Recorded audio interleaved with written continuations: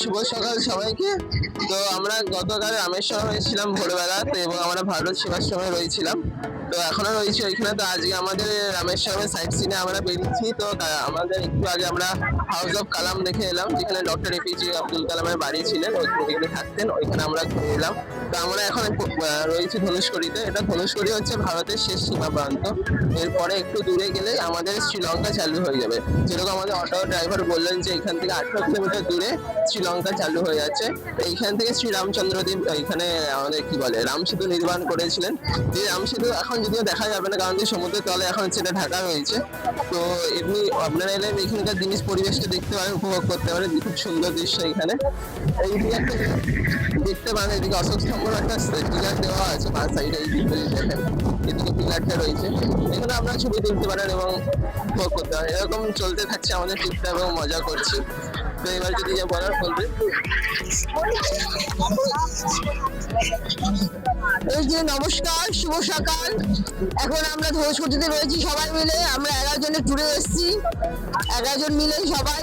এখন আমরা ভারত সেবাশ্রমে রয়েছিলাম, ওখান থেকে আমাদের প্রেসিডেন্টের যে বাড়ি আবুল কালামের পরে দেখলাম। আসার পরে আমরা এসেছি ধনুষকোটিতে। ধনুষকোটি দারুণ সুন্দর লাগছে, দারুণ বলার নয়, খুব সুন্দর। রোদ আছেন দেখতে পাচ্ছেন, কিন্তু ওয়েদার হাওয়া দারুণ, তাতে রোদের এত অসুবিধা হচ্ছে না।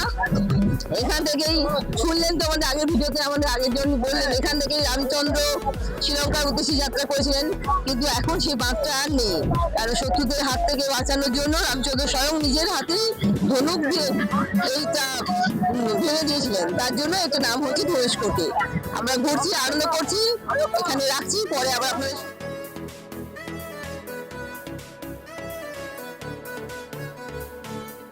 রামেশ্বরম সেতু বন্ধনে আছি। এই রাম তো এখানে যখন সীতা দেবীকে রাবণ হরণ করে নিয়ে যায়, তখন হচ্ছে কি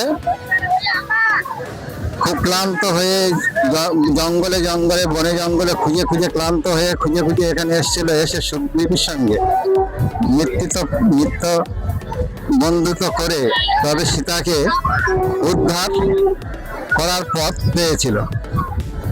তো হনুমান তখন সীতা দেবীকে খুঁজতে চলে গেল শ্রীলঙ্কায়, গিয়ে হনুমান খবর নিয়ে এলো। তো সীতা দেবী উদ্ধার করার জন্য কি পন্থা, তখন বিভীষণ, সুগ্রীব ও নীল লাল সবাই মিলে মিটিং করে তবে হচ্ছে কি সীতা দেবীকে উদ্ধার করার পথ বার করলো। কি পথ বার করলো না, এটা সেতু তৈরি করতে হবে, তবে লঙ্কায় পৌঁছে রাবণ বধ করে তবে এই সীতা দেবীকে উদ্ধার করতে হবে। এইভাবে তখন কাজ শুরু হয়ে গেল। জাম্বমান, নল, নীল ও বিভীষণ এসে লাস্টে যোগদান করলো, করে সেই সেতু হচ্ছে নির্মাণ করলো। নির্মাণ করে সীতা দেবীকে উদ্ধার করলো, করে এখানে সীতা দেবীকে তারপরে অযোধ্যায় ফিরে গেল। তারপরে তো সীতা দেবীর উদ্ধার তো করলো, করে এখানে অগ্নিকুণ্ড বলে, এখানে অগ্নিকুণ্ড বলে আছে জায়গা চান করালো সেই ঘাটে। তারপরে এখানে আছে 18টা কুণ্ড নাকি 22 কুণ্ড সীতা দেবীকে চান করানো হয়েছে। সেই আপনারা এলে সেই 22 কুণ্ড দেখতে পারবেন।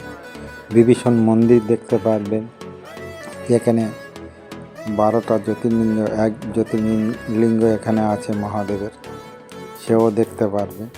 তো আপনারা আসবেন, এগুলো এলে এখানে গাড়িওয়ালার সঙ্গে কন্ট্যাক্ট করে আপনারা এগুলো দর্শন করতে পারবেন। তো এর পরবর্তী ভিডিও আবার দেখা হবে।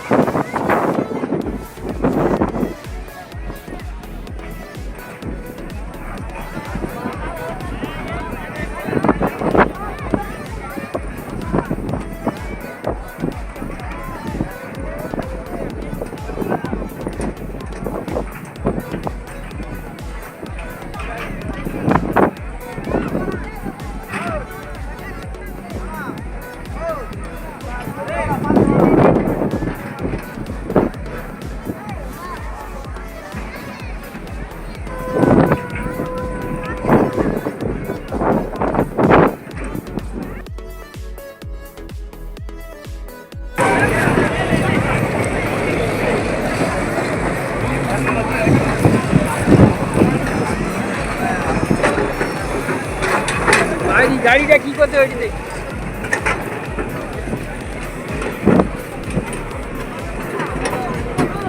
এখানে এই কোন্দা আমাদের রাম সেতু, এই কোন্দায় আপাতত শেষ। এখানে রাম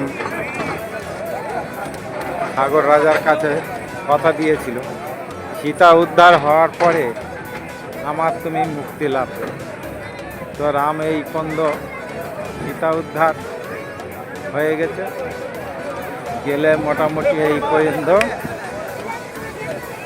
রাম এক যোজন, এই 1 যোজন এই শিলা বা এই বন্ধন থেকে সাগর রাজার মুক্তি পায়। তো ওই পারে দেখা যাচ্ছে ওই যে দ্বীপ, ওর ওপারে হচ্ছে কি শ্রীলঙ্কা, ওর ওপারে শ্রীলঙ্কা, এখান থেকে দেখা যাচ্ছে ওই দূরে হচ্ছে কি শ্রীলঙ্কা দেখা যাচ্ছে। ওই যে শ্রীলঙ্কার ওর ওপারে সাগর রাজার কাছে কথা দিয়েছিল রাম যে হ্যাঁ আমার সীতা উদ্ধার হওয়ার পরে তোমার আমি মুক্ত লাভ করে দেবো। তাই রাম সাগর রাজার এখান থেকে 18 কিলোমিটার দূরে শ্রীলঙ্কা, এখান থেকে 18 কিলোমিটার দূরে শ্রীলঙ্কা। এখানকার স্থানীয় মানুষ তারা বলছে। তো এখানে এই পন্দ শেষ করেছে, এই পন্দ সাগরকে মুক্তি লাভ দিয়েছে সেতু। এখানে পন্দ রাম সীতা উদ্ধারের পরে মুক্তি লাভ দিয়েছে। দূরে ওই দূরে দেখা যাচ্ছে 18 কিলোমিটার।